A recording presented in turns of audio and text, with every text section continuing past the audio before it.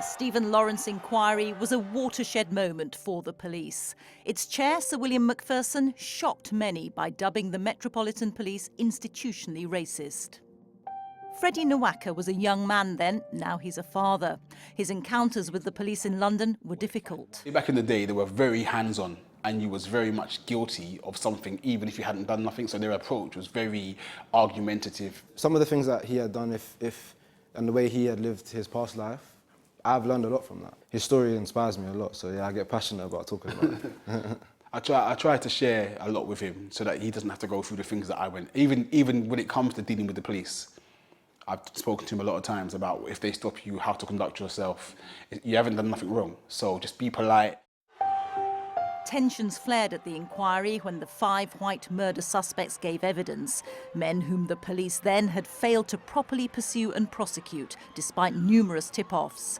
Disparities in police treatment were put under the spotlight, including stop and search, which black people were 5 times more likely to experience than white. Driving past, it was the monkey chants or the N-word would pop out. It's one more thing to kind of navigate in society. That's how the police used to treat Roger Griffith.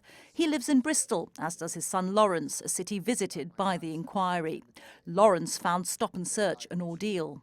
I used to handle it pretty bad. I mean, I used to get arrested quite frequently for just speaking my mind and kind of, like my dad said, rebelling against the police. But nowadays, I just give them my information. It's different. Freddie Nwaka understands that anger. Black people now are 9.5 times as likely to be stopped and searched as white people. Police defend the tactics, saying it produces results. As does Freddie, who thinks young black men have to accept it. I know at least 5 or 6 parents that have lost their children to gun crime and knife crime. We can always say it's wrong and it's frustrating, but I would much rather the police stop and search 100 children a day if it means it's going to keep my son safe. Do you know what I'm saying? It needs to feel like we're stopping you to keep you safe. The exposure of police failings was accompanied by recommendations by Macpherson for the future.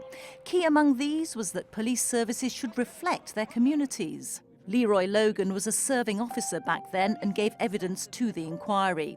What was it like for him, working in an organisation dubbed institutionally racist? I was a supervising officer and I was chair of the National Black Police Association. I sensed a lot of deception being said about me, but I knew something was going to happen. You know, you can't push the boat out so far and it's not going to have ripples. Did his son Miles ever consider becoming a police officer? Even though my father was a very big advocate to get young black men into it, yeah, personally, I didn't want to get involved. Because you didn't think this was a place for you? Yeah, I guess so. Yeah, definitely. Even if you look at the streets nowadays, it is a very white European-based force, especially to interpret the city that London is. It doesn't show any diversity. This week, the present-day Commissioner of the Metropolitan Police said the Macpherson report had defined her generation of policing. A landmark case for the police and minority communities, all triggered by the brutal murder of one promising and innocent young man.